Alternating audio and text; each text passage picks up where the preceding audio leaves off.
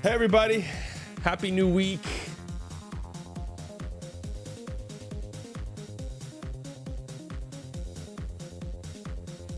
Happy new week. How we doing? Please stream the cup tomorrow. All right, maybe. Yeah, actually, sure, we can do that. I always say that and then I don't do it.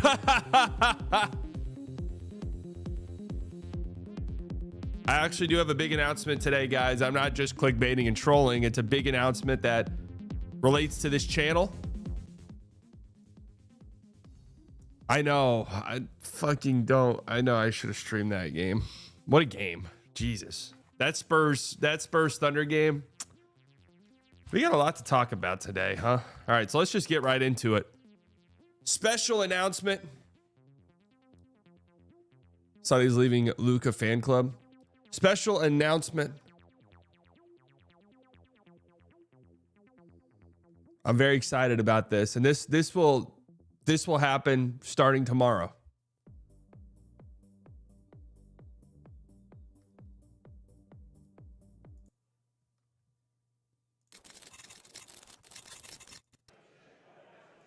Okay, thank everyone for being here today.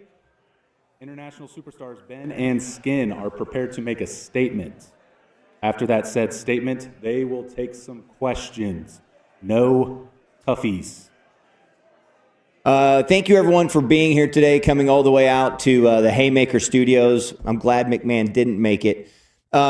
This is a big day for us because we have a huge announcement about who we're adding to the Haymaker roster. Ben, I think starting, we've had Dirk and Michael Young, John Daniels, Tyrone Crawford, and big names to come, others besides that. But the guy we're bringing today, I think, makes everyone in that group look like small potatoes. We're very proud and happy to have you all here for this major announcement, this historical moment. Today, the vision is coming together. We're all realizing that fortune favors the bold. So with no more delay, I'll get right to it. We're here to announce that we've come to an agreement with intergalactic content god and sex symbol from the internet. Slightly Biased is joining the Haymaker Network. Let's go. We've met before.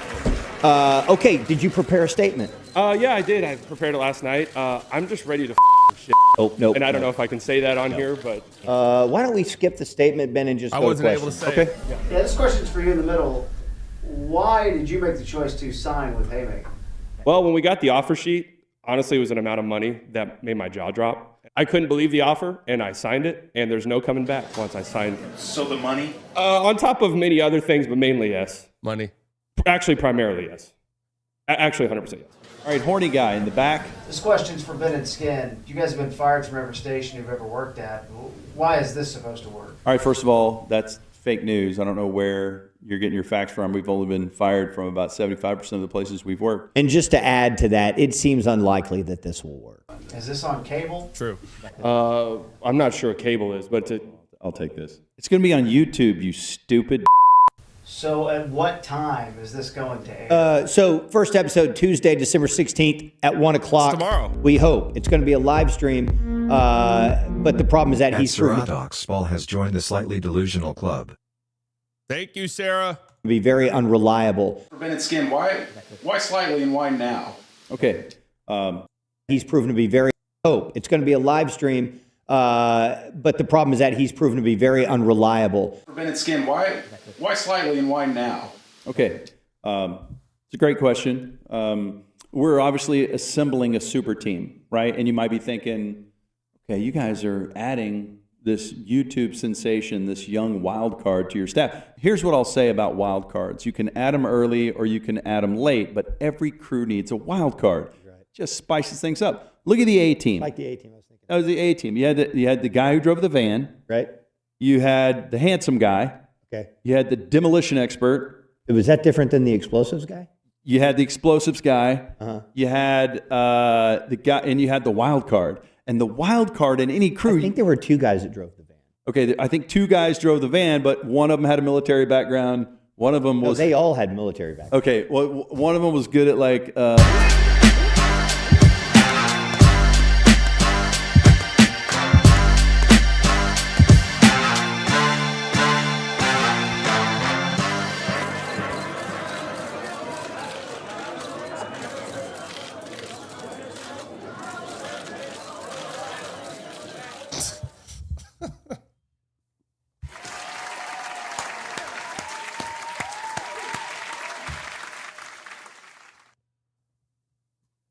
Okay, so starting tomorrow, the show will look different, but it'll be fundamentally the same, right? It'll just look cooler. And I think early on,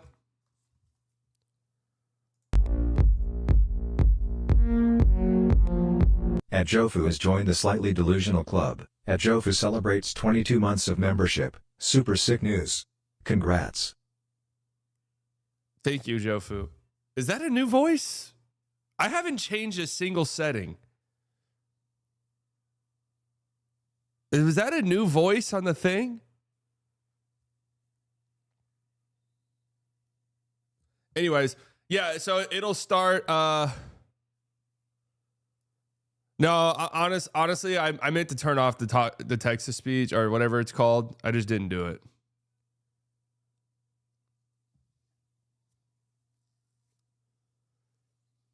I haven't been here in a while. We have voices now. This is literally a brand new thing. Yeah, still streaming games on here. So nothing's really going to fundamentally change in terms of like what you guys get from me. Yeah, I'm still, no. I'm still going to be on Locked On after every game.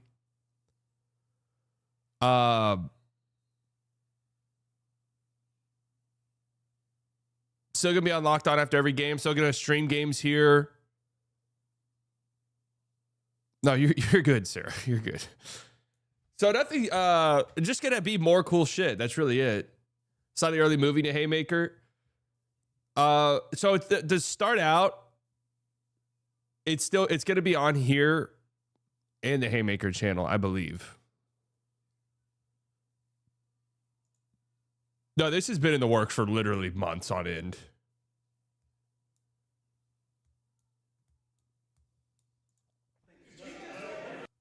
Months on end. Something went wrong. Here we go.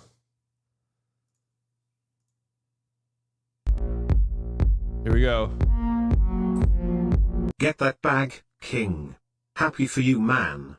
Well deserved. Thank you, Dusty.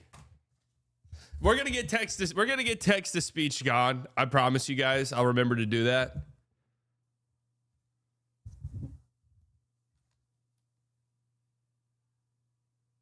You might need to explain who Bid and Skin are and why it's super legit. Okay, so people who aren't local, Bid and Skin are like big, long-time radio guys in the DFW Metroplex. Skin's on the Mavs games. So if he seems familiar, that's why. He's on the Mavs broadcasts. But I'm super pumped, man. Local legends, that's right. The Vision.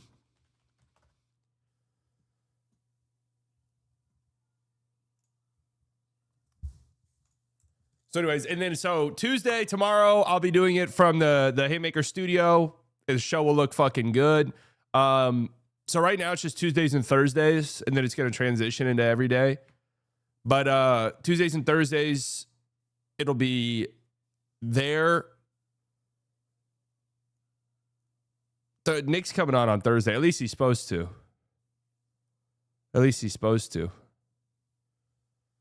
But everybody go and subscribe to this channel. I'm not subscribed. This isn't the channel that I'm actually, this isn't the channel I watch YouTube on, though.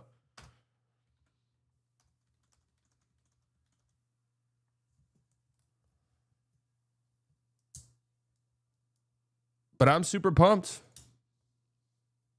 Oh, hell yeah. Let's go. Let's fucking go, man. We can get that Mavs announcer guest spot. My guess will be probably in March, whenever the Mavs are 23 games below 500 and no one's watching anymore. Maybe I can weasel my way in. Still gonna be allowed to rip the Mavs? Of course, man. Of course. Nothing is going to fundamentally change.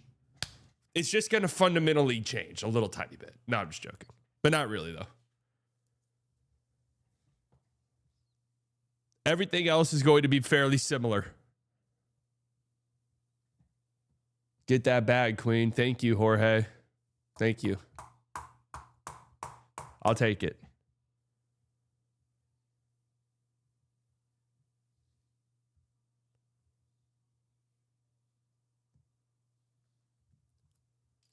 This stream is brought to you by Underdog Bets. No, it's not. That's not true. Do we get more skits? Yes. Absolutely.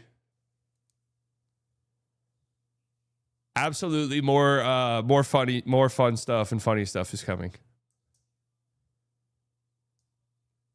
So anyways, yeah, I'm pumped, man. Let's fucking go. Super pumped. They just had Nick Van Exel on. I mean, they've done the interview with Dirk. You know, hey, maybe I could get maybe I can get Dirk in there. Who knows? You becoming the Mavs announcer? Just tuned in. It's what AI summary said. No, Can you do more Trump impressions? You actually like the Trump impressions? Maybe. Maybe.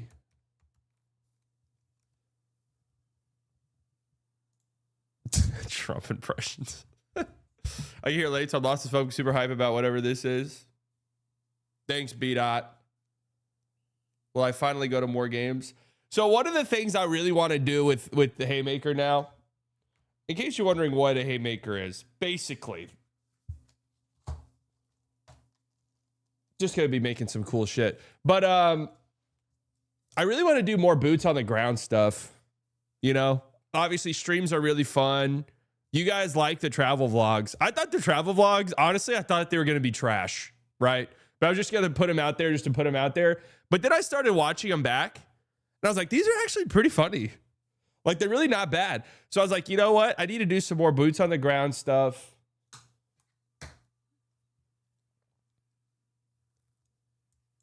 Kelly Olynyk guy, I'm actually kind of disappointed in you.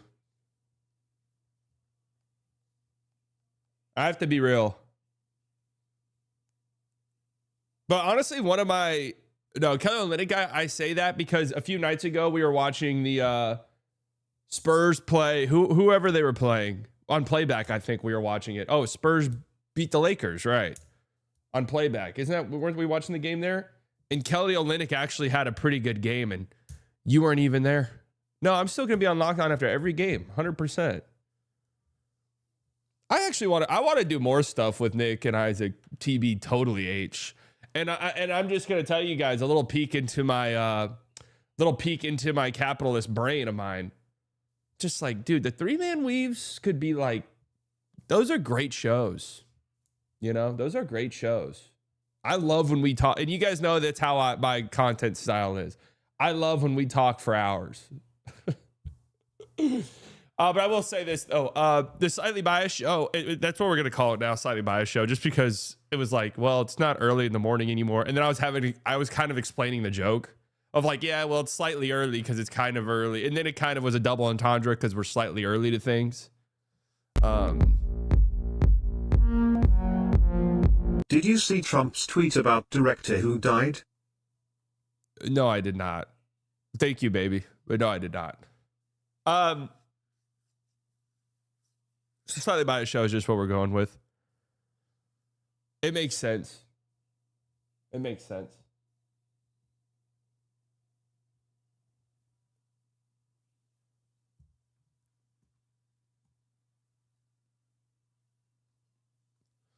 Will you ever rebrand your Slightly Biased name? No. Personally, I thought you and Isaac disagree on the vision for the rest of the Mavs season was riveting audio. Yeah, I mean, I love that stuff. I love that stuff. I love doing the 3-man weaves. Loved it with Reggie. Loved doing them with Isaac. I'll have you guys know, I still hit up Reggie every now and then.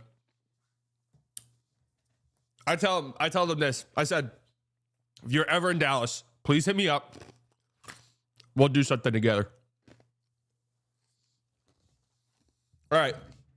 So this is fun, exciting, and tomorrow it's going to start. And we will say this, you know, I ramble a lot. These shows are going to be a little bit more concise. And that's a decision I wanted to do. I want to like hammer in. The ramblings can be fun, but so are all the lives going to be on Haymaker channel on this channel? We're still kind of deciding that, I think. But for the time being, I think they're going to be on both. But subscribe to this channel, though. Preferably subscribe to the Haymaker channel and watch them there. But they will be here as well. I believe that's what the decision is for the time being.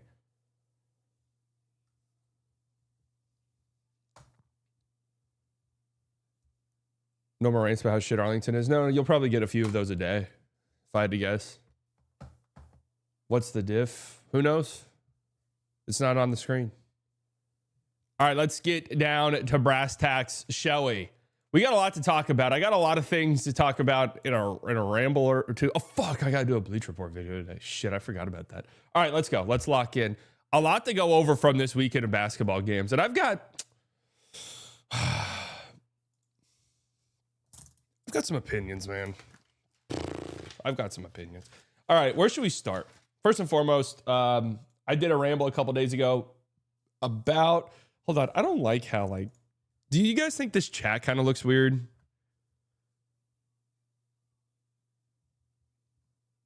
And be honest, guys, y'all's opinion matters to me. Like the chat box. A little bit. I want it there, but I don't want it to fuck up the screen.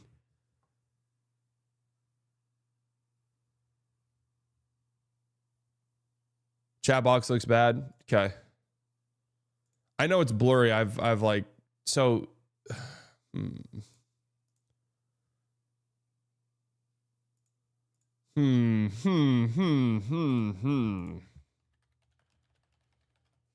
What shall we do to fix this? And see, guys, like when we do the Haymaker shows, it won't be that you won't get the 5 minutes wherever I'm trying to figure out how the fuck to fix this. Hopefully that's out. What am I even clicking on? Unk, I'm already saying if you talk about Lakers, Suns, don't forget to play the Spurs. And Spurs had 40 free throws, and Luca is off since birth of his child.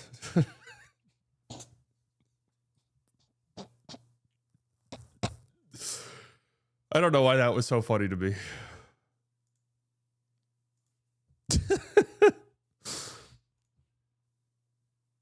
I'll keep that in mind.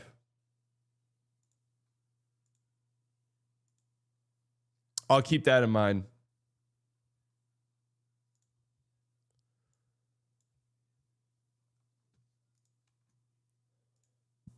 Does it look better with just this? Like if we just go that. If we just go this route. No. Well, wait until there's actual chats. Like I'm just.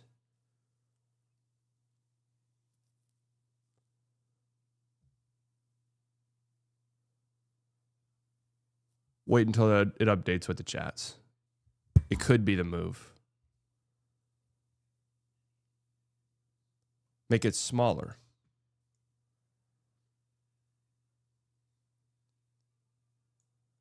What about that? Or is that just kind of bizarre now?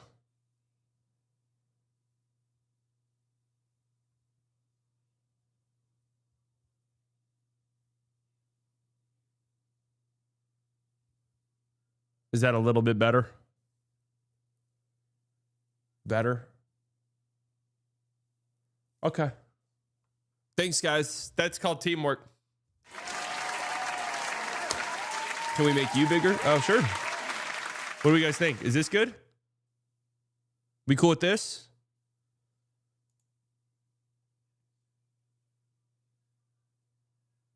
All right, yeah. Cool, yeah, let's get into it. So, yeah, I mean, I don't know where you guys want to start in terms of the games. Obviously, there was a pretty busy slate last night. I watched a ton of the games yesterday. And then, of course, we have the cup action, if that's where you guys want a little bit bigger. Okay. Here, let me see. I don't even, there we go. Yeah. Here we go. Is this better, guys?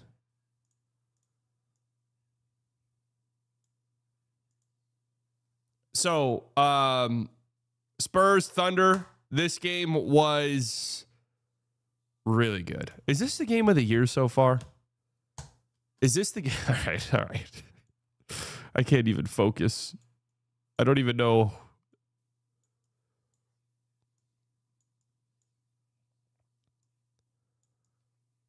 Do you guys got any big takeaways from this game?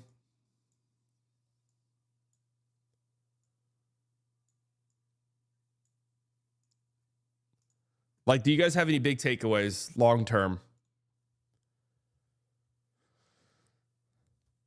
If Wemby stays on the court, Spurs can win it all. Yeah. That was low key the kind of takeaway I had. Was like, okay, let's pretend there's a scenario where Wemby plays and is healthy and is getting 35 minutes in a playoff series. dude, I kind of think they could win the finals this year. like that would be crazy. But, and I think I mentioned this in my Ramble video.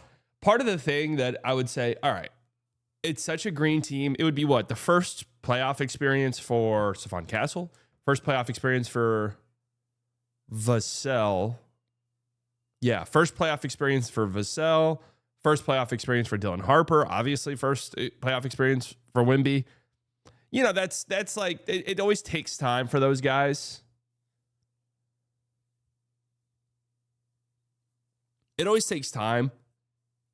But when Wemby comes on, dude, that was nuts. Wemby was so good in this game that it's like, I mean, I watch a game like that from Wemby. I'm like, dude, this is going to be the greatest basketball player of all time. Like, I don't see, unless there's catastrophic injury, I like, there's no way somebody will be as impactful as Victor Wembanyama on the basketball court. It's insane. The Spurs' weak three-point defense is perfect counter for OKC, considering they aren't the best three-point shooting team. Yeah, I mean, that's the big weakness for this Thunder team, is that they can have these shooting ruts. And even then, man, they lost by 2 points. You know, I didn't think Shea played a great game by his standards. They lost by 2 points. J-Dub was horrific. They lost by 2 points. Yeah, Castle is really good.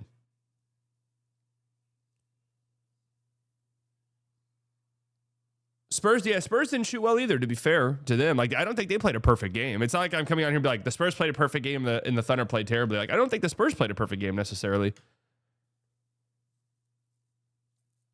But then I saw a funny tweet that was like, the Spurs laid out the blueprint on how to beat this Thunder team. And it's like, what's the fucking blueprint, man? Draft the most generational draft prospect we've ever seen. That's it. Oh, why didn't I think of that? Duh. Why don't we just draft the 7-7 freak? Oh, there's not one of those every year? Oh, there's only been one ever? Oh, shit.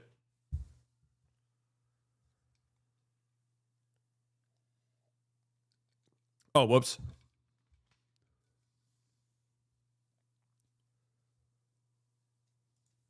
The blueprint used to be like Giddy shoot. Yeah, that was the blueprint. Whenever he was there. But they had these games in the playoffs last year, right? Where they just had some bad shooting games. They won some of those. You see Caruso telling people on X they don't know ball. No, but that's pretty funny. Actually, I actually want to start with this, because there's actually a pretty interesting some pretty interesting Mavs reports. So Dallas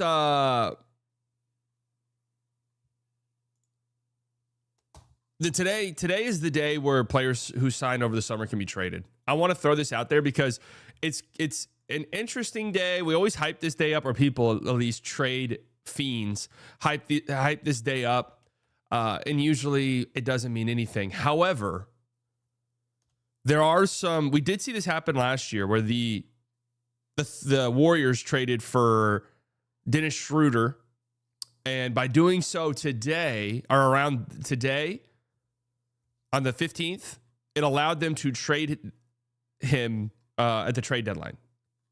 If they did it a few days later, they would not have been able to aggregate his salary. So I believe it's the 16th. The 16th is the day. So if you trade for a guy by the 16th of December, you can trade him at the trade deadline.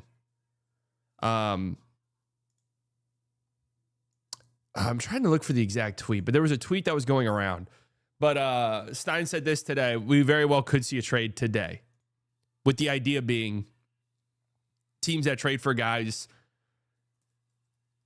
between now and tomorrow can trade those guys again at the trade deadline if they want to.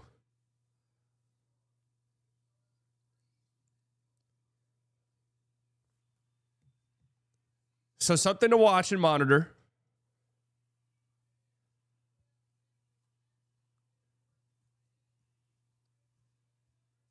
Something to watch. These GMs always wait until the deadlines. Well, yeah, because I guess the longer you wait, the more you know about your team.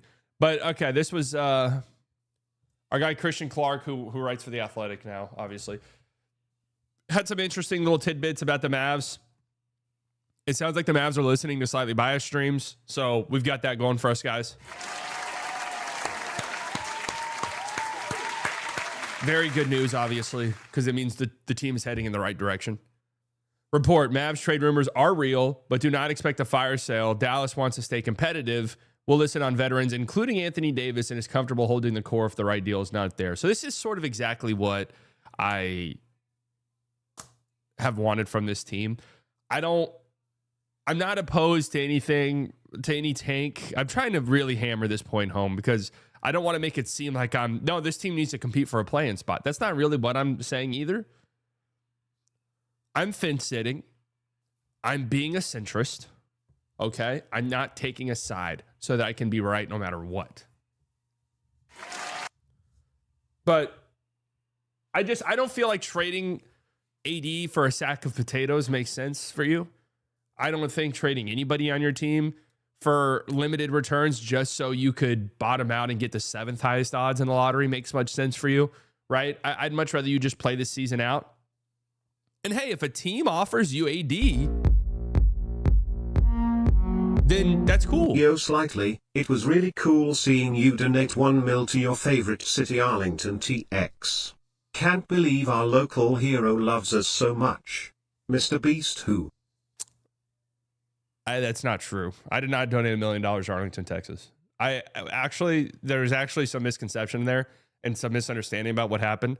I donated $1 million to local residents of Arlington, Texas, for them to move out of Arlington. That's what I did not donate directly to the city. I donated to the citizens of the city so that they had an opportunity to leave the city. Okay. So make sure you guys write that down, please. And correct anybody who says otherwise. Thank you. So yeah, I think this makes sense for the Mavericks, and a lot can happen between now and February, right? Like if they're 20 games under 500 or some shit by then obviously the whole dynamic changes. But they want to see how they look with Kyrie coming back. Kyrie could be back soonish. Kyrie could be back soonish. I kind of threw out Christmas Day on Locked On. I don't think that'll happen because I feel like we would kind of know about it by now. But I feel like my guess on when Kyrie will come back has moved up. How about that? I thought it was going to be post All-Star break. I'm moving it up. I think it's going to be sooner than that. I think Kyrie will be back. How about this? If by mid-January Kyrie's not back, I'd be surprised. So I think it makes sense to maybe see what you've got. See how Kyrie looks next to Cooper. I think Kyrie's going to make Cooper's life so much easier. And Cooper's already been fantastic this year, but B. Will Achilles downgraded to questionable Monday. Hopefully he's all right. So I saw these reports, and I think it makes sense to me. And also, I'm going to throw this out there. If for whatever reason a buy trade makes a lot of sense to you, if for whatever reason there's an opportunity to upgrade your roster for cheap, whether that's a team just doesn't value a guy as much as you think they should, or a team's fed up with somebody, you can get somebody for very cheap, I wouldn't be opposed to that either, really, as long as you're not like going crazy with the draft capital. My only worry with bringing these guys back is how are we going to build a young core around Coop? This was a big issue with Luca and why it took 6 years to put a competent team around him. Yeah, I mean, that's fair. That's totally fair. So my whole thing is obviously you have to hit a home run on your draft pick this year, regardless of where it lands. You have to hit. Preferably, you get some luck and it's a top-end guy, and now you have a Robin to Cooper's Batman. Or maybe even you have a Batman to Cooper's Robin. I don't know. But regardless, it either has to be a star or a very great role guy at the very least. And then if you are going to make trades and trade guys off, you have to do well there. You can't just, what I've been saying about AD, man, I'm sorry. The way people talk about AD is crazy to me. My take and my take I'm going to have is I think AD has more trade value across the NBA than people think. That's just how I feel. Why do I think that? Well, how about the fact that 10 months ago he got fucking traded for Luca Doncic? So let's throw that one in there. But I feel like he's just one of those guys that teams could look at and be like, okay, he's obviously a top 12 player in the league when he's on the floor. And hey, if he's on the floor, then he gives us a chance to win. So I feel like he'll have more value than people think, personally. I agree with the thought on buying, but Mavs need to be thinking about financial flexibility heading into next season. That usually starts with a trade deadline, especially for a team in the lottery. Yeah, that's true too. But you know, there's ways they can get there. Like they have very tradable contracts on their team. I'm not really worried about that.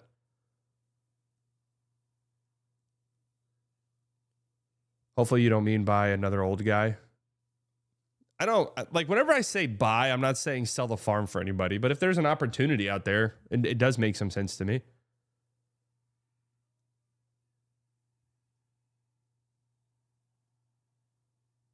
You know?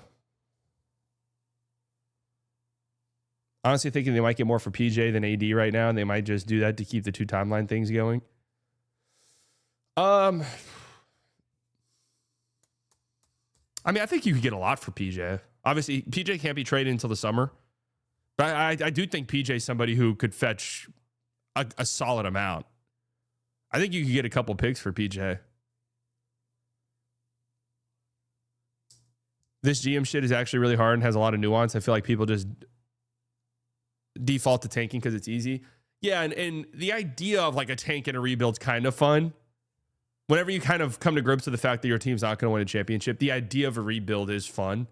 But then you sit down and you look at some of these teams that have been in perpetual rebuilds for a decade plus in some instances. And it's just like, if you don't do it right, you are fucked as a franchise. You are really fucked. I think that's why you see teams like the Bulls that are like, I don't mind being the 8th seed every year, honestly. Is that embarrassing? Yes. Should they move in a different direction? Obviously. And that's 100. That's been my whole point, Manny. With all of the tank stuff, it's like, dude, they've already accomplished one of the hardest jobs when it comes to tanking, and that's getting your guy. They've got their guy in Cooper Flagg. Every other tanking team in the league would kill to have Cooper Flagg. You've already achieved that. You've already achieved that.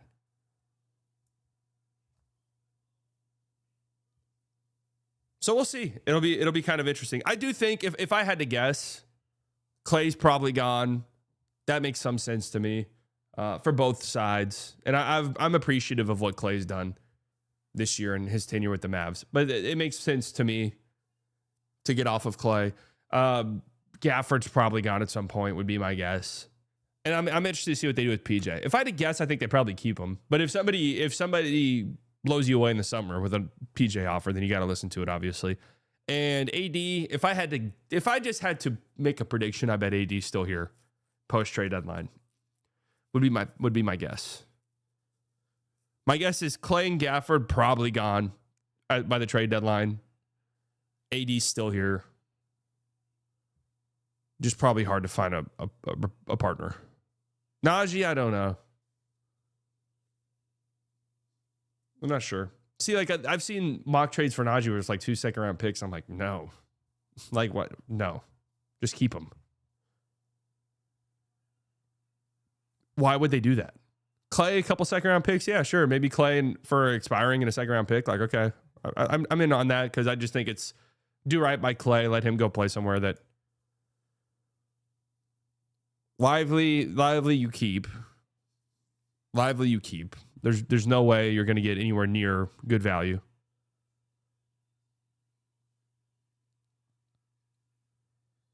Do you see a world where the Mavs get back to 500 around early January, and then we hear Kyrie's coming back soon thereafter? Am I being too optimistic? No, I don't think so. I think that could happen.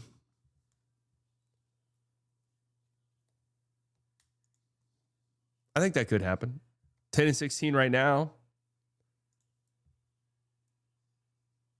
They're only 2.5 games back of the 8th seed currently.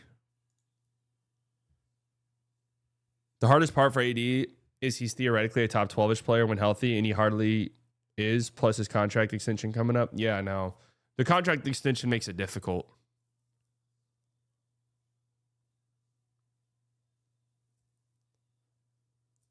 Pretty favorable schedule the rest of the month for the Mavs. We'll see. They're playing good basketball as of late. You know, they're defending well. They're scoring. Coop's been awesome. AD's been back and has been awesome. We'll see. We'll see. Hey, maybe that Christmas game is important because the Warriors are the 8th seed currently. If you take care of business and win a good amount of games between now and then, you have what? 5 games? Let's just say you go Utah, Detroit, Philly, New Orleans, Denver. 3-2 going into that Golden State game. Maybe that game shifts your opinion on things. Thoughts on Adolis Garcia to the Phillies? Fly high, King. Fly high.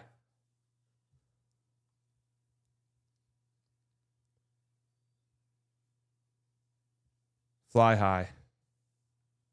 Clay would be perfect in LA. Would he? Would he? All right, let's segue that. Let's segue that into talking about some of these games that happened yesterday, over the weekend. Obviously, Spurs-Thunder, fantastic game. Love it. Please. And dude, Wemby, have you guys seen all the aura edits, the aura farming edits from that game? Wemby, if he's healthy and playing in the playoffs,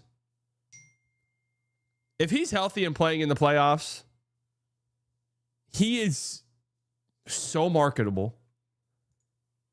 He's an asshole, which is great. It is great. It's gonna lead to him having his stands, him having his fans, him having his guys that are gonna ride and die for him, and then it's gonna have the people who hate him. It's perfect. It's so fucking perfect. Whenever he was flexing on a Casey Wallace, I think is who it was.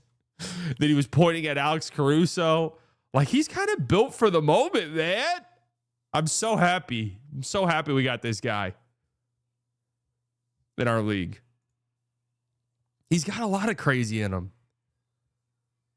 Feels so weird going from the Mavs playing every other day to it feels like they haven't played in forever. I know, right?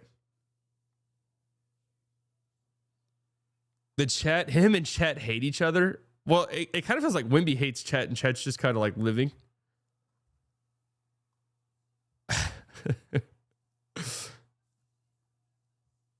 This is a hilarious tweet. Dude, this is an insane moment that happened. Who's more psycho, Wemby or Luca? Just mentality, not in terms of gameplay. I think, well, it's hard to say until we see Wemby in the playoffs. You know, Luca has those psycho moments in the playoffs to his resume. Hate that people can't appreciate greatness in the present. Same dudes hating on Shea today will call him great in 20 years from now and hate on the next great thing. It's so annoying. No, I mean, I agree with you, man. I agree with you. I think it's fun to sports hate. I think, listen, man, there's not a team in the league I really sports hate right now. Well, we'll talk about them here in a second, maybe. But I think sports hate's one thing. Some of the Thunder stuff just becomes so beyond. And it's like, one of my takes on it, and let me know if you guys think that I'm just looking too much into this. I feel as though sometimes basketball is more of a vehicle, and any sport really is more of a vehicle for people to have just like something to plant their flag on, a community, people to yell at and scream at, channel their anger. I'm angry about my job. Boom. Like, I'm going to take it out on Shade tonight. There are players, commentators, coaches, Hall of Famers that hate the Thunder brand of basketball. Who's besides like a talking head? Like, dude, Shea has had 7 free throws the last 2 games. Would you know that? Would you know that if you were on Twitter and not watching the games?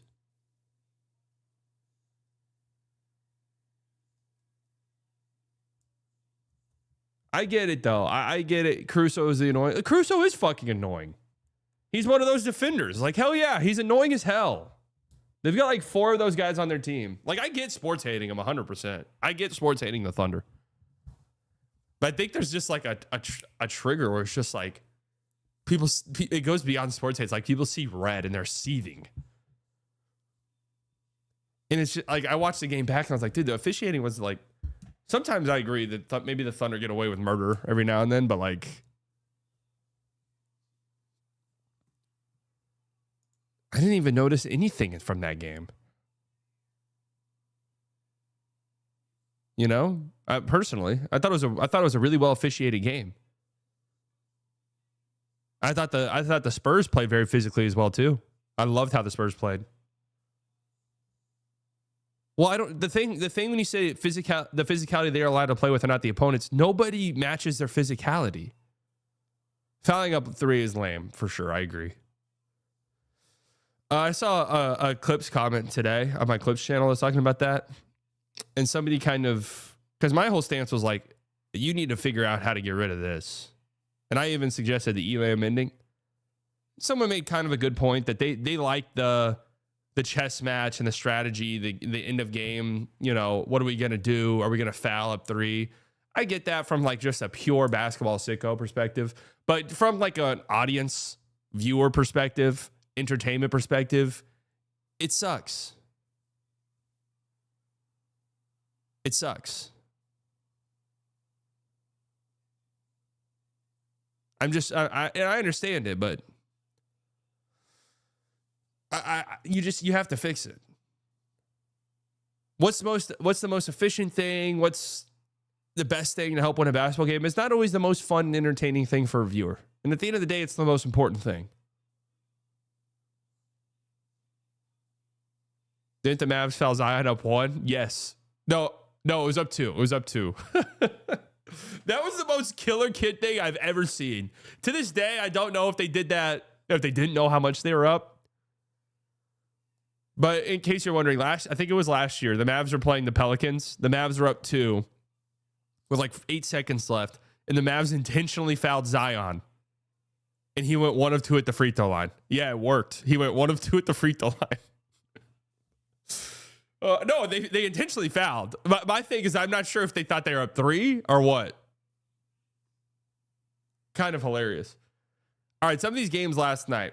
Okay, where do we want to start? I'll tell you this. I watched the first half of the Sixers Atlanta game.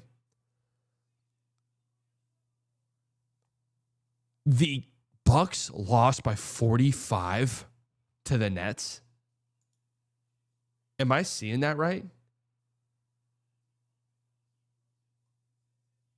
45?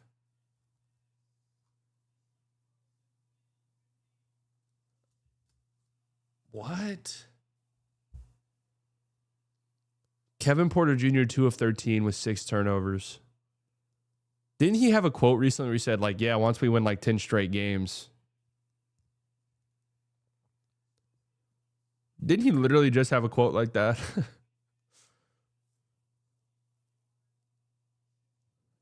Well, the Nets always do this early season. The Nets and the Jazz always do this early season where it's like their fans start to say, hey, guys, please start losing some fucking games, man. Like,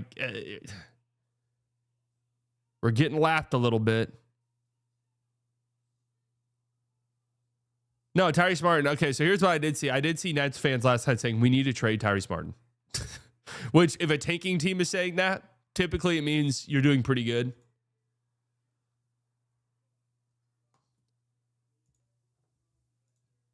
Like, we need to get rid of this guy. I say it's more the Jazz than the Nets who do the fake winning. Nets going to have to shut down players soon. Who do they shut down, though? Like, I'm just looking at these, like, these advanced stats on this game, and it's like, okay, maybe you could almost certainly trade Day'Ron Sharpe, especially on his pretty team-friendly deal, for a team looking for a backup big. Maybe someone out there wants Tyrese Martin. But it's like, I mean, you want to play Yegor 35 minutes. Once you start trading guys, like Yegor gets 35 minutes. Drake Powell gets 35 minutes. MPJ didn't even have a good game last night. No, Noah Clowney is nice. He's legitimately good. Legitimately good role player. All right, Cavs. I did watch this game. All right. Cleveland, man. Let's pull up their schedule. What's gone on with them? They are now 15-12, which has them 8th in the Eastern Conference. Beyond that, early season stuff, especially in the East, where like the Hawks are the 9th seed, 15-12. So the East is There's a pretty well balanced conference so far, but the advanced stats for Cleveland are all just a little bit spooky. This was a team last year that was like steamrolling everybody they played in the regular season. I picked them to finish first in the conference in the regular season this year. They're 11th in offense, 10th in defense. So that's not bad. Nearly top 10 in both. They're so injured. Mobley didn't play yesterday. They don't have any swagger, man. They don't have any swagger at all.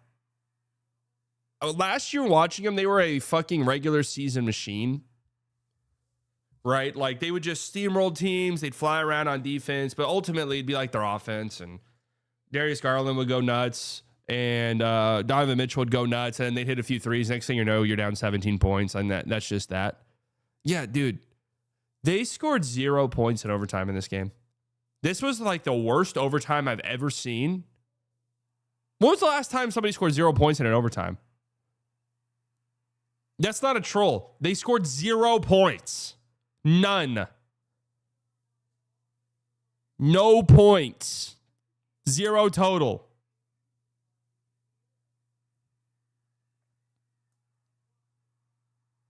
I mean, they're dealing with a bunch of injuries. The biggest injury for them is Darius Garland. They're just a different team. It feels like he struggles so badly to get past guys now, which kind of just made their whole thing go. It feels like they get no rim pressure anymore. Like they don't get any pressure on the rim. It's like Donovan Mitchell, please save us offense over and over and over. What's DeAndre Hunter? What does he do exactly? What's he do? He didn't want to talk about his toe injury. I mean, it's clearly fucking him up. Yeah, and they're missing like Ty Jerome. Wait. Are you guys trolling about Ty Jerome? Oh, you're saying Ty Jerome's on the Grizzlies. Lonzo's been pretty much a nothing offensively at the very least. Defensively, he's still pretty good. But offensively, Lonzo does nothing. Hunter just kind of floats around. Jared Allen obviously is not somebody who's going to carry you offensively. And Mobley is Mr. 18 and 9. And they've got guys like, Strus. Has Strus played a game? I don't think he has he? Strus coming back will definitely help them. Am I crazy that I enjoy watching Jamal Murray more than SGA on pure basketball artistry? Clutch shooter and nasty handle. No, Jamal's pretty fun to watch. There's nothing wrong about that. Jamal's definitely a really fun watch, especially when he's hot. Donovan Mitchell had a quote saying that he can't have a bad game. He can't. I mean, actually, I'm interested. When Donovan Mitchell has a bad game this year, what do they have any chance of winning at all? 6 of 24 in this game. And it sucks because he's had such a big burden on him this year. I mean, I didn't think he was necessarily terrible last night. He just missed shots. And they can't afford that. So let's see. Let's just go by field goal percentage maybe. Okay. So Donovan Mitchell's 4 worst shooting games all resulted in losses. Not that surprising, really, I guess. Yeah. Well, this is. I mean, this is kind of obvious, I guess, if your best player's red hot. But if he Donovan Mitchell shoots over 50% from the field, they're going to win the game. If he struggles at all. And when I say struggle, like Donovan Mitchell's kind of reached this status as a player where if you watch him, it's like, well, it wasn't a bad shot. He just missed. Like he doesn't really force anything anymore. He's so good at getting the shots he wants. If he's not hitting shots, they lose every game, basically.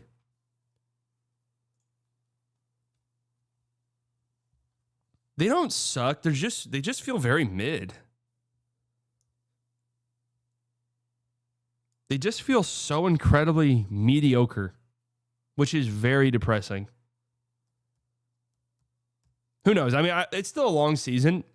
It wouldn't surprise me at all if we look back and this is like the worst stretch the Cavs have all year. Injured, Maybe Garland gets very rare that guys get healthy over the course of a season, but maybe Garland starts to, feel a little bit better and is able to tap back into the Darius Garland we know and love, which I guess often injured is the Darius Garland we know and love. Unfortunately, that feels to be the case.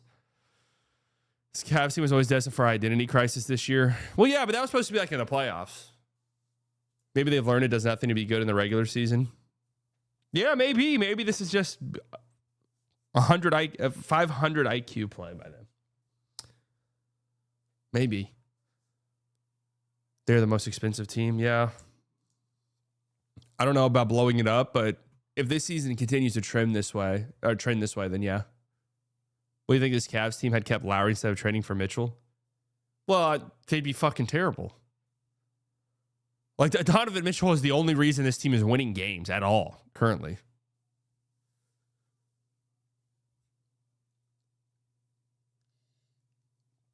Lowry and Mobley is kind of nasty, though.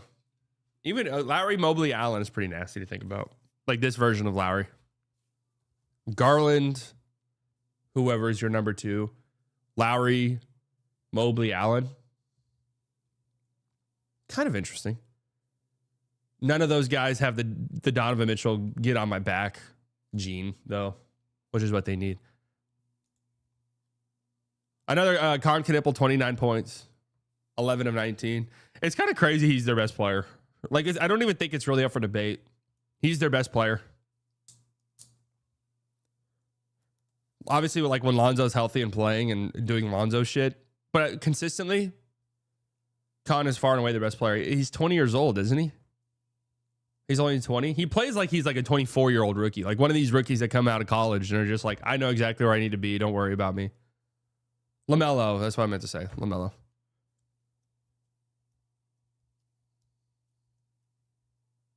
You guys know what I meant.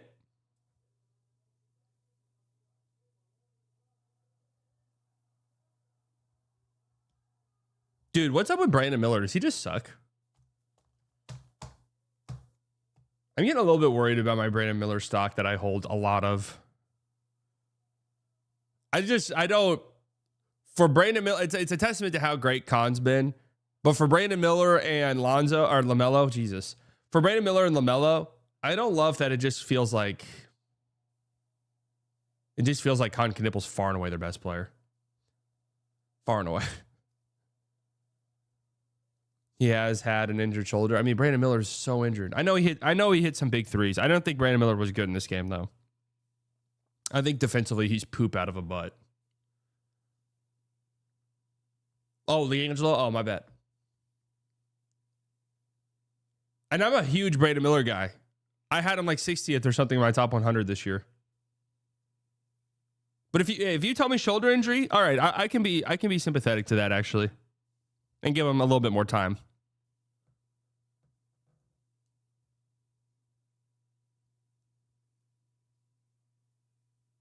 Cannot believe they scored 0 points in overtime, dude. And part of the Cavs problem right now is part of it's with all their injuries, but like now you're throwing guys out there that are just all these one-dimensional players next to Garland and Donovan Mitchell, and it's like, all right, Dean Wade, get out there, man. And Dean Wade can shoot and he'll defend, but he's not creating for himself, obviously. DeAndre Hunter does 0 things right now. He does nothing. He just floats around on the floor. Just floats around and does nothing. Jalen Tyson, like, good defensive player. What are you getting from him offensively consistently? You know? Creation-wise is what I'm saying. Like, if it's not Garland or Donovan Mitchell, who is creating a single fucking thing on this team? Nobody.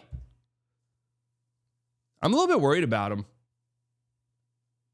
I'm worried about these Cavs. Let's see, what other games from last night? Golden State, Portland. Dude, the Warriors, man. Whew, the Warriors. Did you know going into this game they had the number 2 defense in the league? Talk about eye test not backing up what you're watching.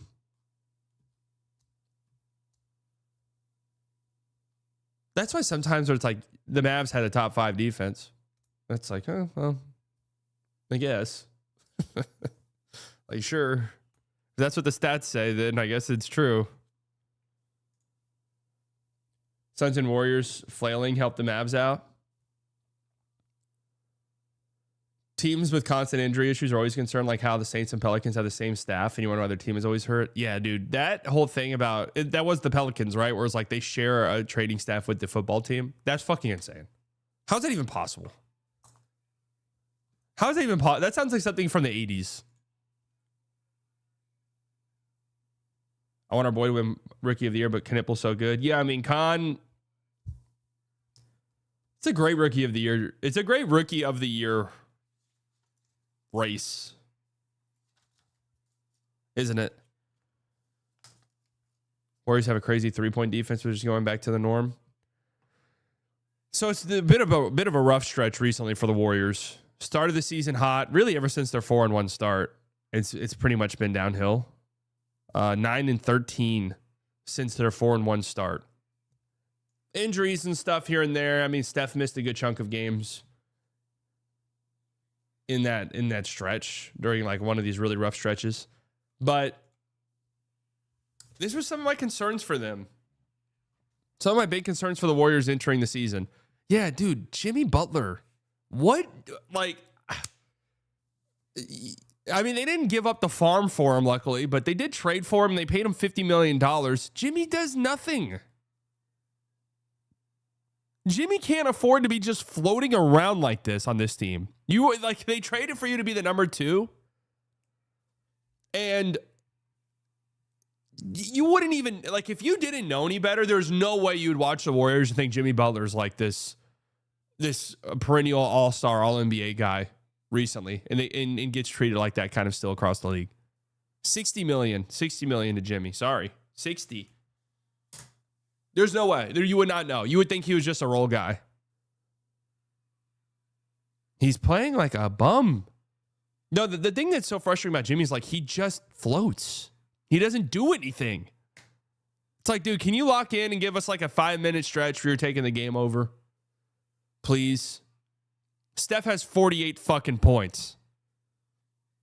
What's the all-time 3-point record in a game? 14, right? I thought this was like in danger at some points. If this game went to overtime, Steph could have very easily broke the single game 3-point record. Yeah, I know this is what Heat fans had to deal with too. But this Warriors team, 1, you're not in the East, so you need to win games. 2, those Heat teams are always the 7 or 8 seed, even whenever they went on their crazy playoff runs.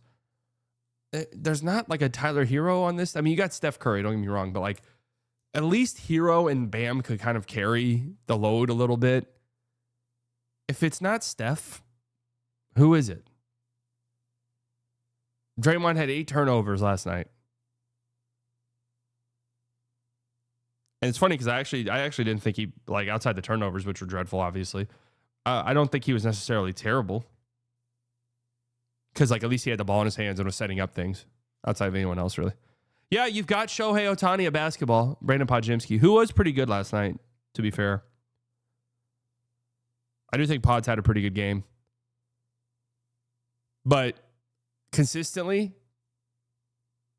didn't ESPN rank Jimmy as their 18th best player? That's insane.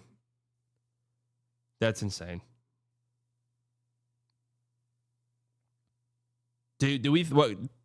Like, are the Warriors a sneaky AD team? They're rumored to be after Trey Murphy, and that's interesting. You wouldn't know AD's a perennial all-star if you watch him now. Honestly, if you watch him the last few games, yeah, you'd think that probably. I think AD makes a lot of sense on this team. Who do they have that we want? Well, it'd be a pick situation. I didn't love some of the. How do you play Draymond, AD, and Jimmy? Well, one of Draymond or Jimmy would not be there. It'd either be Jimmy by himself. It'd be Jimmy by himself, or because I think those contracts work 1-to-1 perfectly. Or Draymond and Kuminga, I think, gets you there. Now, the Kuminga Draymond thing, that'd have to be a reroute situation. We'd have to be in 4-team trade scenarios where like maybe Kuminga then goes to the Kings. Maybe the Mavs eat like DeRozan's salary or some shit. And maybe Draymond goes somewhere else. No, Jimmy's not worth $60 million. Absolutely not.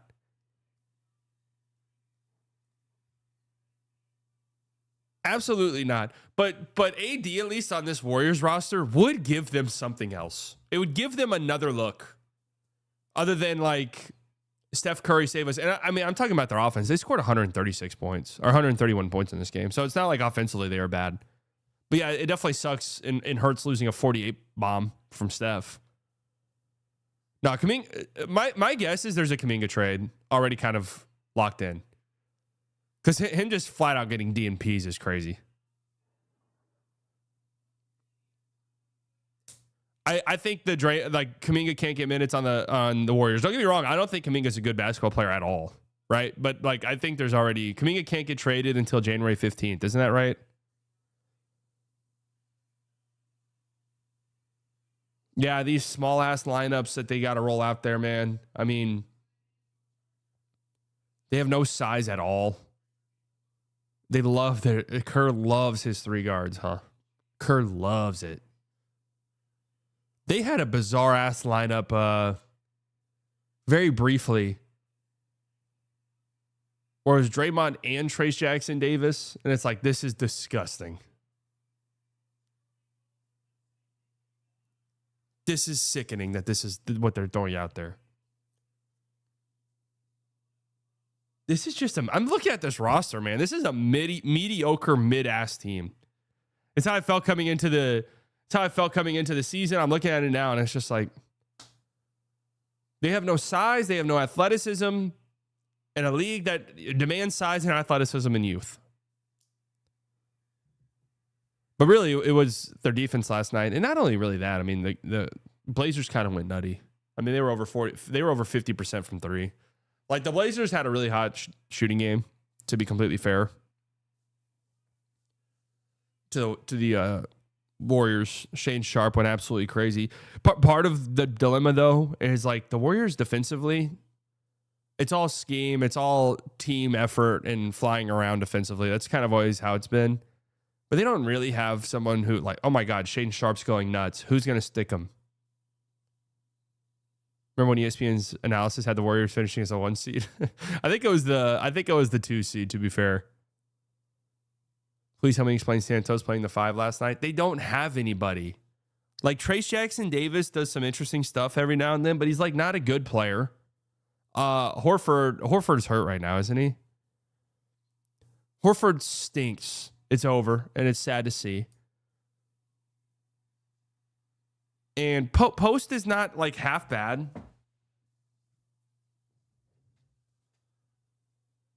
No, ESPN like didn't predict it. Was it Kevin Pelton? It was like his projection system. Like they didn't predict it. It was like what their analytic projection system said. Yeah, Post is a very solid backup big. I agree with that. He's a little bit slow, but he does provide some like floor spacing at the 5. That's pretty interesting. Jimmy can do Draymond stuff. They should have traded Draymond over the summer. Yeah, I mean, Draymond's probably... But then I still think defensively, Draymond is so important for them. And I do not think Jimmy can do what Draymond does defensively at all. And, like, you watch a game like last night, like Draymond is their point guard, really. I mean, he gets them into all of their stuff. I know he had 8 turnovers, but I thought he was pretty solid on that. Did Jimmy like... Jimmy and picks for AD, and then you just suck it up and pay the next year of Jimmy, and that's that. Jimmy as a basketball player is better than Draymond for sure, but Draymond in Golden State has such a unique role. Dude, Steph's having a... How old is Steph? 36? No, I know. Like, it's not... the Mavs wouldn't be doing that trade as like, fuck yeah, we're getting Jimmy Butler. Right? Reroute Jimmy to Philly for George and McCain. Oh, I'm not paying that Paul George contract. Although I will say he's looked pretty good this year. 37 years old, Steph Curry. He's going nuts. I mean, he's having... Is he going to be... How many games has he missed this year? 5 games? We could be looking at his first... If he plays 65 games, I think he's got a really solid argument for his first team All-NBA since 2021, which would be crazy. 10 games missed? Oh, shit.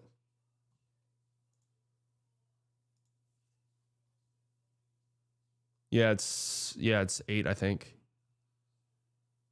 8 games, 9 games missed. Yeah. Probably won't get to 65 if I had to guess, huh? Oh, Draymond on that Dick's commercial is pretty hilarious. That's a funny commercial. That's a good one. So last 2 games for Steph, last 2 games, a combined 87 points, 18 made threes, 53% from the field, or 53% from 3, sorry. 18 made threes over his last 2 games. Crazy, dude. Crazy how insane he's been. Oh, and they lost both, by the way. Just to make it clear, they lost both of those games, in case you're wondering. They lost both. Hilariously enough. Sadly enough for Steph. What happened in that Minnesota game? I'm trying to remember. Oh, yeah. Jimmy did nothing again. Oh, yeah, that's right. I forgot. That Minnesota game. The Timberwolves go on a 17-0 run in that game. 17-0 run. Jimmy does fucking nothing. I think their problem is... their problem in a lot of ways is Jimmy Butler, because they traded for him to be their number 2, and he doesn't do that. He just does not step up. He just doesn't. But I think the Warriors are like... Steph's playing like this. They're a pretty nasty team, but you're supposed to be our number 2. Anyways, nice win for Portland, though. Shaedon Sharpe went crazy. He's having a nice year, huh? I mean, his 3-point shooting numbers have been dreadful. So if his shot comes around, because he's just moving so well offensively. He's so quick. He's got such great athleticism. Should count themselves lucky he even played against Minnie. True.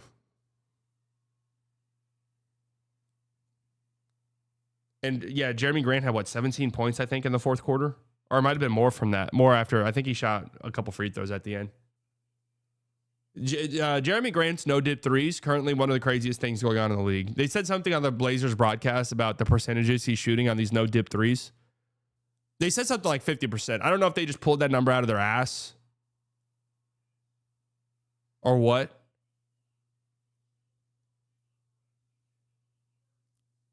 But yeah, he's Jeremy Grant's having a nice year.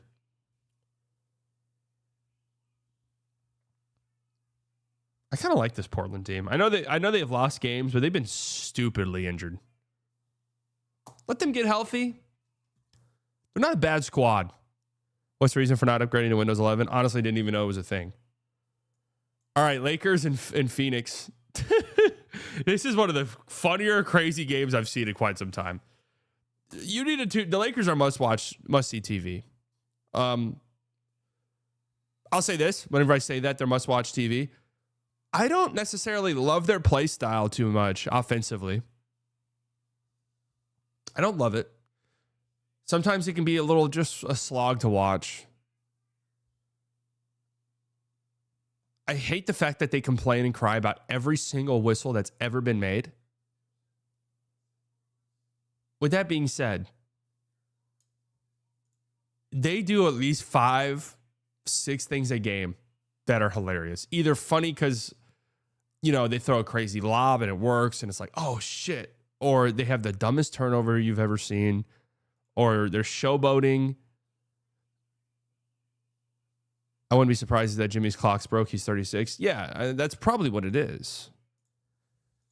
Like last year was kind of sad because well, Jimmy's going to turn on in the playoffs. Because the regular season was like, don't worry, Jimmy's going to turn on in the playoffs. And then it was like, oh, I guess not. So now it's like that was always Jimmy. That's been Jimmy's thing for like 5 years.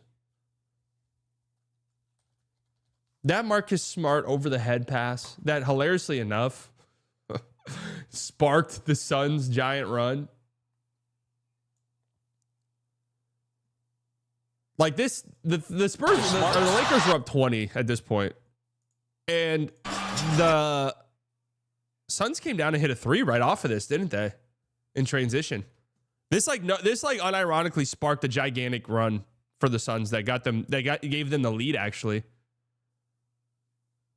what the fuck was he thinking, man? Like this Lakers team goes up big and then they start showboating, and it's like it doesn't click. I'm gonna be real, it doesn't click. This was a crazy ass game. I mentioned the Lakers went on a 24-0 run over the course of 8 game minutes. 24-0. The Suns did not score a point. Now I'll say this. As a Lakers hater, admittedly, I don't think this team's very good. And I thought last night was a hilarious game. And if I'm a Lakers fan, I'm just like, what, dude, I'm happy for the win, but holy fuck, forget this game ever happened. But,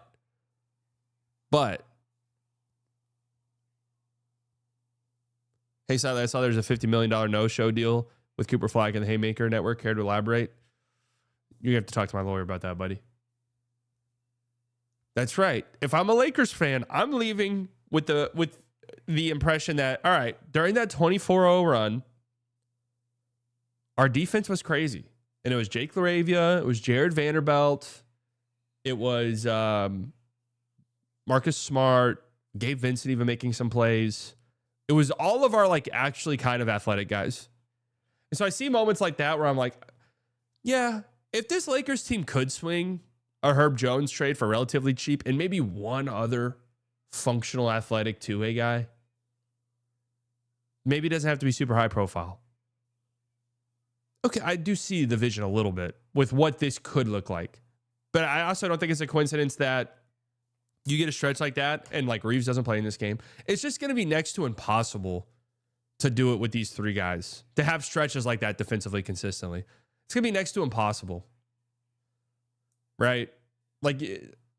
Having at least one, because in that game, a lot of that run came when Luca was off the floor. And he was on there for a bit of it. But a lot of that was with Luca off the floor, and they can just play a bunch of athletes. They can't really do that when Reeves is there and Luca's there because one of those guys will be on the floor at all times. And it's difficult. It's difficult in the league to have one kind of unathletic dude that can get hunted quite a bit. With 2, it's bad. 2, it's tough. AR and Rui for Jaren Jackson Jr. Do you like it? Plus picks, I'm assuming. Why would the Grizzlies do that?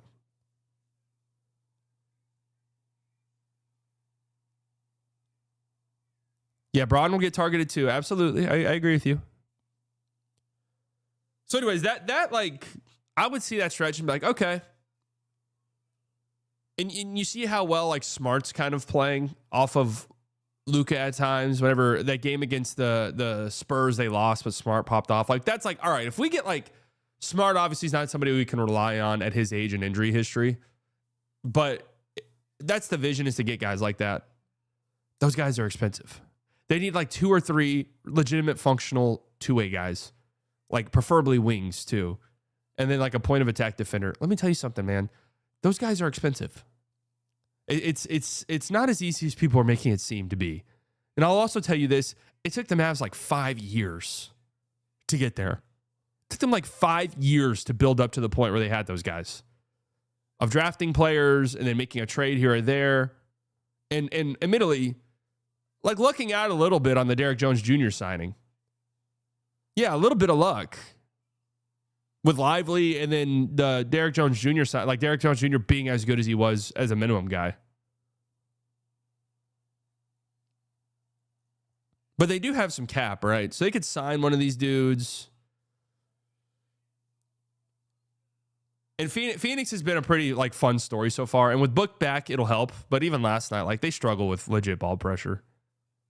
They're a fun team though. They play really hard, and I really do respect what they've got going on in Phoenix. But I think their early season run might be coming to an end here soon. Like Gillespie's kind of dropping off a little bit. I think teams realize if we just put absurd ball pressure on this team, they're gonna shit and poop themselves. They're gonna shit and poop themselves. Like, okay, all right, here we go. Let's get into it. I'm ready to say some things because this is like a stretch here with Luca where I'm like, what am I watching? Like, if these were Mavs games, I would be clipped on Twitter 100 times because I'd just be like, what am I witnessing? Was awful. He was horrible last night. One of the worst Luca games of the year, if not maybe the worst Luca game of the year. Just dreadful defensively, like dreadfully bad defensively. And just, missing some shots here and there, but 14 threes? 14 threes. Why? I think I could live with 9 or 10. If your shot's not falling and you're maybe trying to shoot yourself out of it, and hey, I'm a shooter, I'm always going to shoot these. 14? 6 turnovers?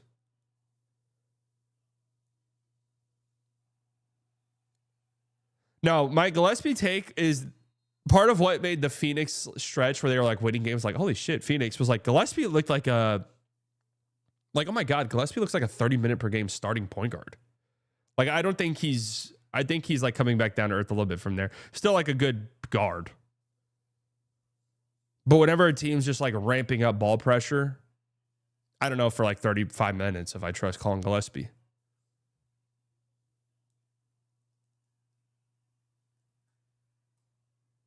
I disagree defensively. He was good in the second half. So like part of my thing always arguing about the Luca stuff is it's like, why do I have to sit here and like pretend he's good on defense? Or like these stats say this. It's like, yeah, dude, my eyeballs tell me he's like one of the least locked in defenders in the league. He just is. When he's like in the half court and on ball, it's fine. It is fine. It's definitely passable. It's like half the game. Colin was going through a mini insanity for sure. But I also think sometimes when I watch this team, like, and kind of how lackadaisical they can be defensively, some of their dumb turnovers, some of the just constant, no team, and I'm going to stand by this, no team in the league cries and complains to the refs as much as this Lakers team. Nobody does it. I do think it's a trickle down a little bit from Luca. Honestly, I do. How could it not be, really? There are so many, like, this team really is funny. They're funny. They are a funny ass team, man. There's a stretch. So we show, yeah, Luca, LeBron does it too, for sure. Hilarious, like, there was a play in this game where I'm just like, why did you do that? I don't understand. DeAndre Ayton, and Ayton was good Ayton was pretty good last night. Mark Williams had his hands full. How many offensive rebounds did Ayton have? 6. Yeah, he was good. He had a play early in this game where I was just like, why did you do that? I don't like where I don't know who shot someone was shooting a wide open corner 3. Lakers didn't rotate out, whatever. I think it was Colin Gillespie or something. Ayton under the basket does like a little fake cornet contest where he jumps under the basket, like as like a funny thing, but yet in the process completely loses positioning on Mark Williams And Mark Williams gets the offensive rebound and a putback. And I was like, why did you just do that? Like, it's like, why did you do that? I don't understand at all. I want to see if I could find the play. It was hilarious. And that Marcus Smart pass is fucking hilarious. This game was just insane. Dude, LeBron hates Dillon Brooks. Hates him. This is like,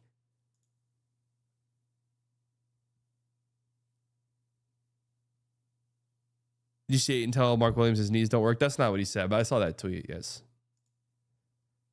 Is this the most LeBron's hated a player ever? Like, you have Lance Stevenson, but those two just kind of got into, like, you could tell LeBron's like, don't let him get into your head, Bron. Like, this is his antics. Don't let it get to you. Like, LeBron looks like he wants to kill Dillon Brooks. He wants to kill him.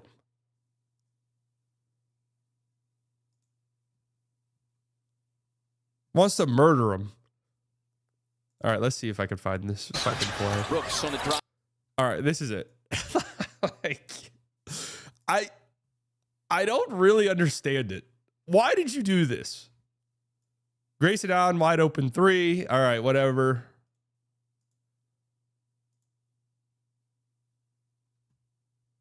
So Ayton does this little joke contest thing from right here. And now here comes Mark Williams. Tip in.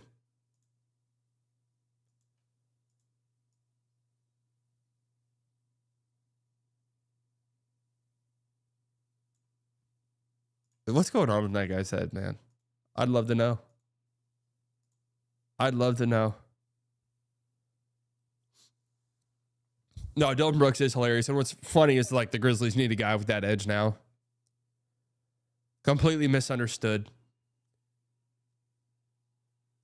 Completely misunderstood.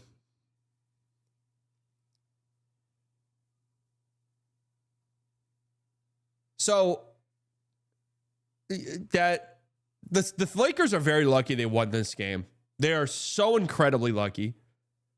They went on a dude. I went back and watched this game after it already happened. So I knew the Lakers won, and I knew the Lakers won.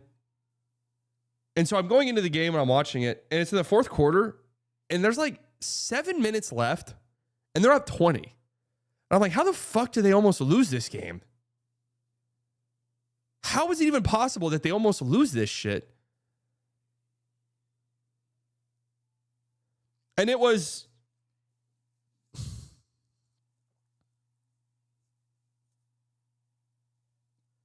terrible defense, like horrific defense. Once they like subbed out the group that like helped them go on the run with all their athletes and had to sub back in their main guys.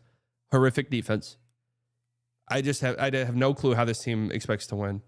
But the thing with this though, and it's like, why I don't want to do this every time, is like, they told you they don't think they're going to win the finals this year. They literally told you all the offseason with the things they did that they do not think this is a finals team. They would have made bigger moves. They didn't do anything. They got buyout market guys.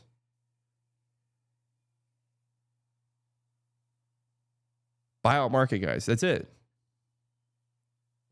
9-0 in the clutch. Yeah, that's just fake as it gets. This team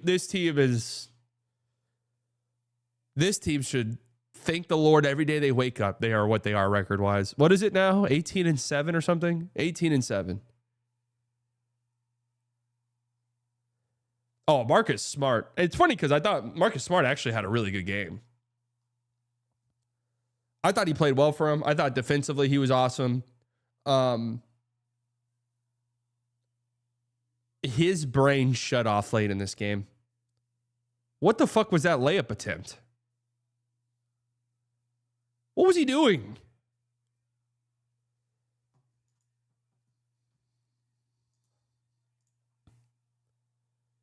What was he thinking right there? I believe the clutch. The key is if they keep from getting blown out. Dude, 9-0 in the clutch, that's not sustainable at all. That is not a sustainable formula. I do believe they'd be a great clutch team, but 9-0 is pushing it. So, would you rather win the Wemby draft in 2023 or the Flag and Peterson draft? Flag and Peterson. Well, let's just say the 2026 draft. Because Darren Peter, the hamstring stuff's a little concerning.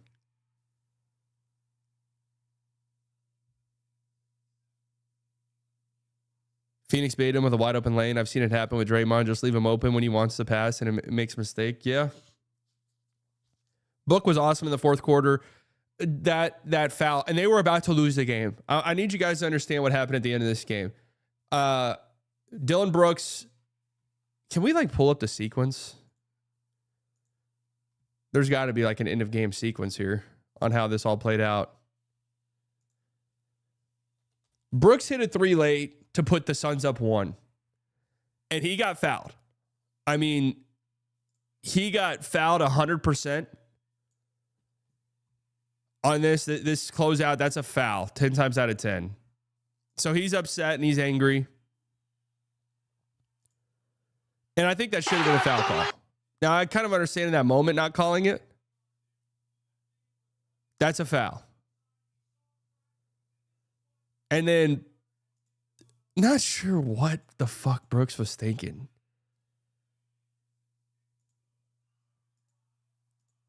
Because Dylan Brooks already had a technical at this point. So he gets hit with a technical here and he's ejected from the game. And beyond getting ejected, dude, this put the Suns up 1 point with 15 seconds left, 13 seconds left.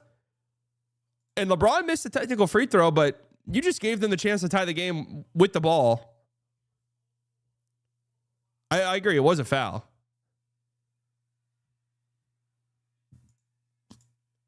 And then LeBron, as I said, missed the technical free throw. So you're still up 1, 10 seconds left. This game was over right here. This was not a good offensive possession at all. Great defense by Ryan Dunn. And Luca threw LeBron a grenade with 4 seconds left. If that goes in, that goes in. That's a bad play by Devin Booker, man. It's a foul 100%. Not a good play. No clue why Book reached right there. No clue. Such a bad defensive play. Which sucks because he brought them back in the game almost single-handedly. Oh, yeah, Oso had a bad game last night. 100%. Oso was bad. I'm not looking at Jackson Hayes' dunk clip. I refuse, sorry. Jackson Hayes was pretty good last night, but sorry, I'm not looking at it.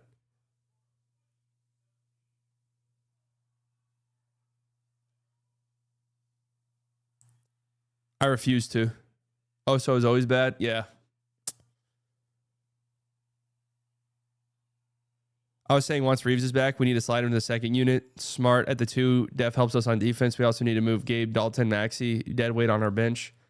I don't hate the Reeves to the bench idea. People kind of scoff at it, and I get it, but I don't hate it necessarily. The only problem is late games. Are you gonna not have Reeves on the floor late in games? Because that's my big concern. I know that they've yet to lose a game in the clutch or whatever it is, but in these big time moments where it's just we will relentlessly hunt Reeves and Luca over and over and over. Yeah, no. The Nick Richards stretch was funny. Also, it was so bad they put Nick Richards out there. And then Nick Richards was so terrible. Nick Richards, man, wow, he's bad. Nick Richards was so terrible in his little 5 minutes that he got that they were all right. Oh, so get your ass back out there. I hope you learned your lesson, buddy. Luca's been in a huge slump since getting back from Slovenia. Is this a concerning trend or just a bad stretch? I mean, probably just a bit of a bad shooting stretch, but I do think we're kind of at this point, and I've talked about this before, but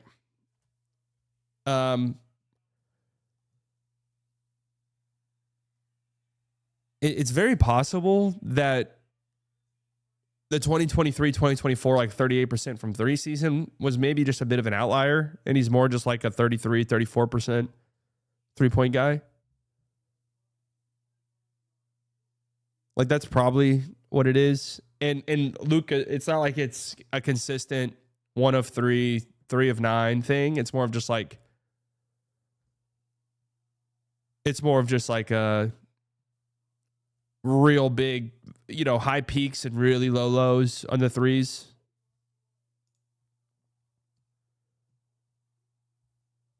What do you think the Lakers are going for players like Keon Ellis, Herb Jones? Yeah, I mean, I think that's nice. If those guys aren't like stupidly expensive, because I don't think the Lakers can afford to overpay for like role guys.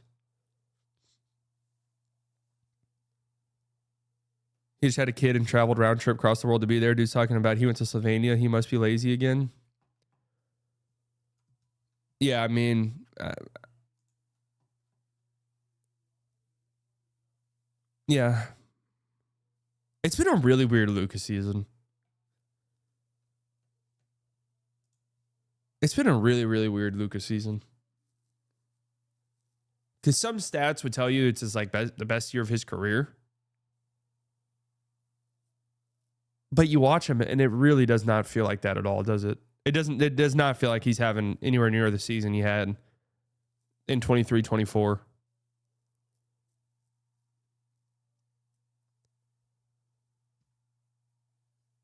You think his calf issue's been hurting him for years again? I don't know. I don't. In some weird ways, him like becoming a 3-point shooter, I feel like is a detriment to him at times. Like, dude, he leads the league in 3-point attempts a game. He's 32%.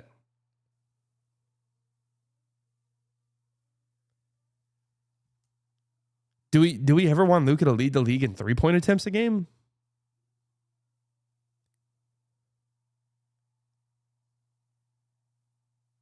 I mean, I guess maybe it's not that, like, we want him to shoot a good amount of threes. He's such a great shooter. Like, his ability to create for himself is so meaningful.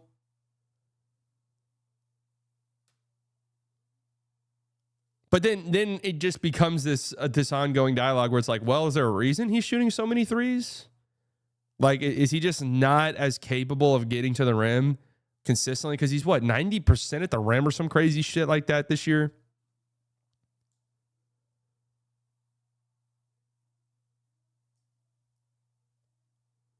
Yeah, the first 2 games, I mean, what was it? I did a whole thing on it. It was like an absurd amount of shots in the paint. Those first 2 games. Yeah, this year really is a gap year. Rui is terrible. Is Rui expiring?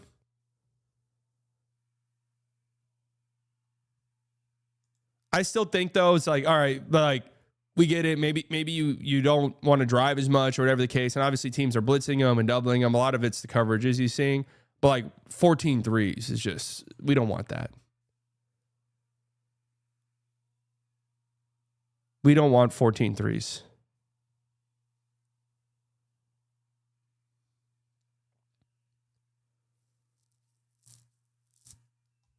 I've always been an advocate for more post touches for Luca.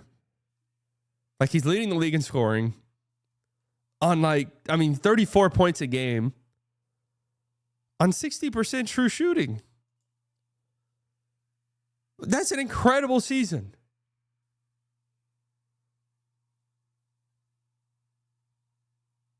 That's an incredible season. But I do agree. There's something that's just like, it doesn't feel incredible whenever I'm watching it. And I think part of that is obviously I this year I really did. Before the season started, I did my predictive top 100. I had Luca number 1. I thought this would be the year. Luca plants his flag. He's the best player. I thought a couple years ago he was the best player in the league. In the 23-24 season, I thought he was the best player in the NBA that year. And like he got that calf injury way later in the season, and then it kind of just fucked up how in the playoffs. Wasn't the level he was playing at earlier in the season. And now I'm like watching Shea and watching Jokic and even watching like Giannis when he plays. It's like, dude, Jokic and Shea are just on a different tier than him this year. It's sad to say, but I just don't think he's Like, I don't think he's been at that level where he has like an actual argument for best player in the world. So I think that's part of what factors into it not looking as impressive. Because it's like, dude, you were supposed to be in these SGA Jokic. Like, this is supposed to be you almost. And this Lakers team sucks. Their roster. I mean, they're 18-7, but they suck in terms of like championship contention. Who takes them seriously? Anybody?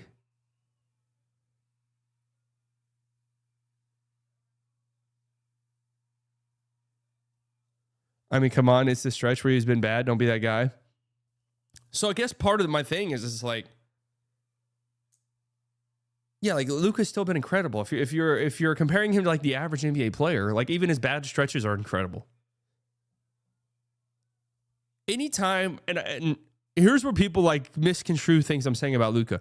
Anytime I talk about him, I'm talking about him in the sense that he's supposed to be, in my opinion, the best player in the world. So that those are like the expectations I have for him when I talk about him. And maybe I need to change my expectations.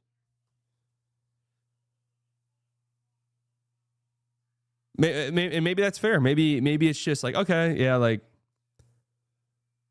he's more like third, fourth guy, best guy in the league. And there's nothing wrong with that.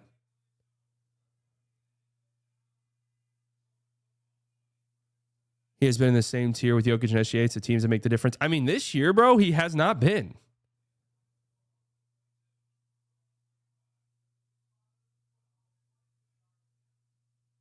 He has not been. There's not an argument. I'm sorry to say. They have a better team. That's fine. I watched them play, and they are better. They've been better consistently.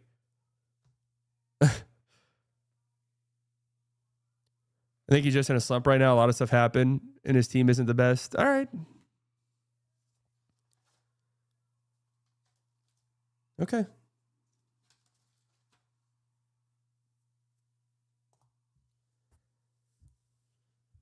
The best player in the world is probably Wemby, but you just don't got to be the best. But you don't got to be the best to win a title. And you wonder why he blocked you, over here, Hayton. I don't wonder why he blocked me. I have a pretty good idea. That Nico check finally cleared. Yeah, man, it cleared 4 years ago when I was saying all of the same exact stuff I'm currently saying.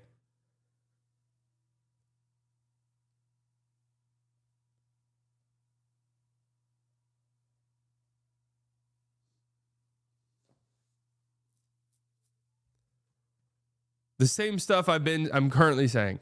Best player in the world is probably Wemby. Definitely there's times where it's like Wemby's holy shit. I hope Wemby can play like consistently.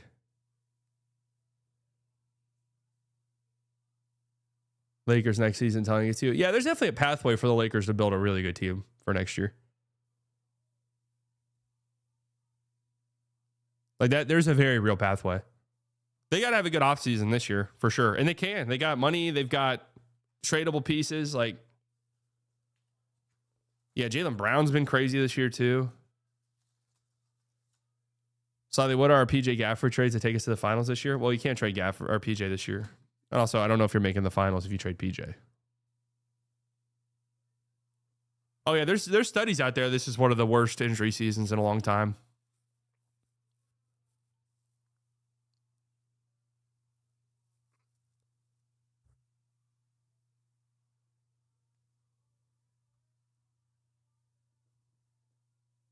I think you meant similar trades to those. Oh, my bad. I misinterpreted your question. I don't know. What does this Mavs team like really need? With Kyrie back. Low-key, I kind of see the vision. No, I'm just kidding. Oh, yeah. Brutal day in the NFL yesterday. First and foremost, 3 of my 4 fantasy leagues. I know you guys care a lot about this. 3 of my 4 fantasy leagues, I was in the playoffs, and I lost all 3 of them. If you magically had the ability to bring Luca back to Dallas and build around him and Cooper, would you do it? I mean, yeah. Connect's going to the G League? Oof. That was a miss, huh? But then also Mahomes out for the year. Now, with how fast ACL recovery is nowadays, like Micah Parsons and Patrick Mahomes both tore their ACL yesterday. Devastating. Those guys could be back by the start of next year, right?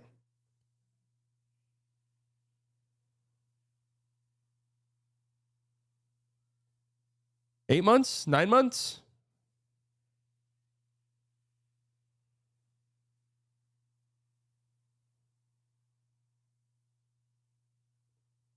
Lakers are asset poor. I don't know why Luca signed with the Lakers. I don't think Luca should have signed an extension either, but no, Kyrie's coming back soon, I think. Don't drop him. If you had Kyrie in fantasy, you've held on to him this long. Why drop him now?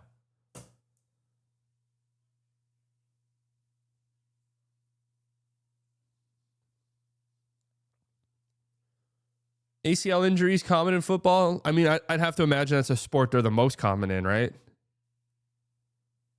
Now, Daniel Jones tore his Achilles, right?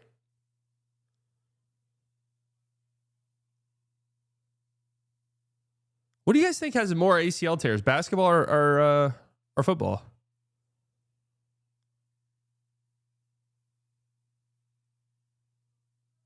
Lakers gonna have $50 million in cap next season. We're in good hands. Yeah, I agree. I think football. I think Achilles and calf is almost certainly basketball. Well, ACLs are more often than not non-contact, so that's why I asked. Hamstrings, obviously, big-time football things. There's more straight line running and 0 to 100 sprinting. So hamstrings, groins. Not too common that you get hamstring injuries in basketball. Baseball, yeah.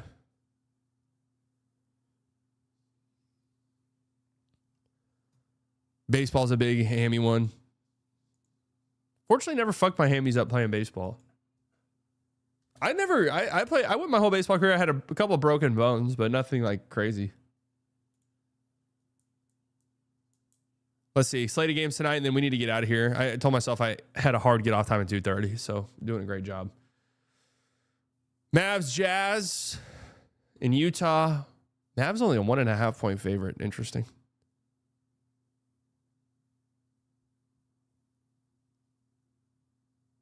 I don't think much of it in football because they got 5 players to replace the injured player. That's true. Pistons, Celtics. That's a great game. Raptors, Heat. And these are all cup, like makeup games, right? Grizzlies, Clippers, Rockets, Nuggets. Ooh. Ryan Impard worth picking up off waivers. I don't know the first thing about fantasy basketball, so I don't know. Maybe like he's a starting point guard on a team. I'd have to imagine you want to scoop up the starting point guards, right? Oh yeah, I remember when Markkanen wanted to play for Dallas. Yes, and I did not want to trade Maxi Kleber for him. It's true.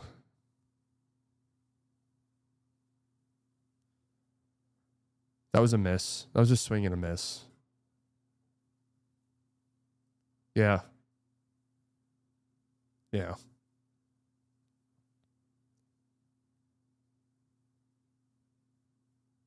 Yeah, that was a bit. You could have kept that one to the grave. Yeah, I probably should have, huh? Grizzlies and Clippers. No, that was the consensus, shockingly. And then tomorrow was Spurs Knicks. That's a great one. Spurs Knicks is a fantastic cup finale. That's a great cup finale, man. We love the cup. We love it. All right, folks, that's going to be it for me. Why is there only 2 games on Wednesday? What's up with that? Is something going on Wednesday? Is that just like the night after the cup? I need to get my zoom in screen. Oh no, we don't have it on here.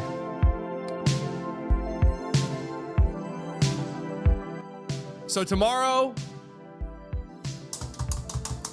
First Haymaker show. 1 o'clock. 1 o'clock.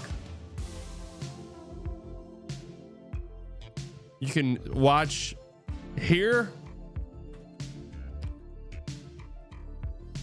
or on the Haymaker YouTube channel, which you need to subscribe to. And we'll be live tonight for the Mavs game. So tune in there. I'm about to go do this Bleach Report video. I have to fucking hurry my ass up and do. And a quick little ramble vid. I love you all. I'll talk to you all later. Bye.